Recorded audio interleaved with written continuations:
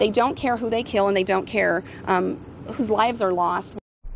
With talk of paramilitary organizations and assassins, you might think there's a war going on in the desert south of Phoenix. Good evening, Arizona. I'm Patty Kirkpatrick. We are talking about this area near Casa Grande. It's where today Pinal County Sheriff's deputies found 2 people who'd been shot to death. And it's where drug smugglers are suspected of shooting this deputy, 53-year-old Louis Parole, in April. As Mike Watkins reports tonight, there is a battle for control of that stretch of the Arizona desert. Mike.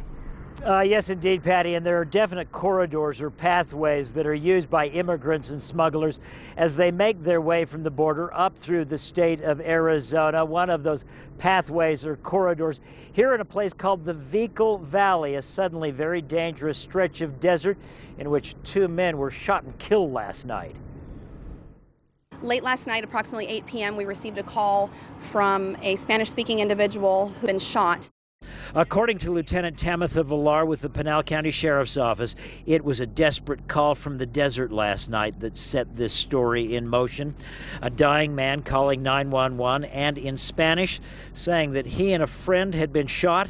GPS placing the call in a very remote and very unforgiving area about 3 miles south of the I-8 near the town of Stanfield.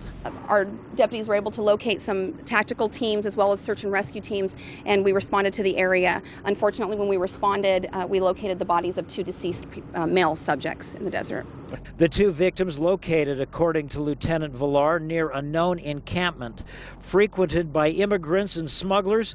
No suspects located at the scene, but according to Villar, an assault rifle was. One subject did have a birth certificate on his person, but it was so saturated in blood that they were unable to identify where it was from and or who the subject is. And the area in question, very close to where a Pinal County Sheriff's deputy reported being shot and slightly wounded several weeks ago, an area that Pinal County officials say is suddenly very active. I would say in the past 4 to 5 months, we've seen a tremendous increase in activity in this area. We do know, and we've received some intel, that the Sinaloa and drug cartel may have taken over control of this corridor. Now, Lieutenant Villar tells us that they believe they know who these 2 men are. Apparently, when the guy made the call to 911 last night, he gave both the names. They're now working with the Mexican consulate, trying to notify next of kin. Investigation still ongoing. No suspects apprehended. But again, an assault rifle was found at the location. A lot of investigation still to be done. Patty, we did a ride-along with officers along this stretch of road just a couple of weeks ago. It's a very active place these days. In Pinal County, Mike Watkins for 3TV.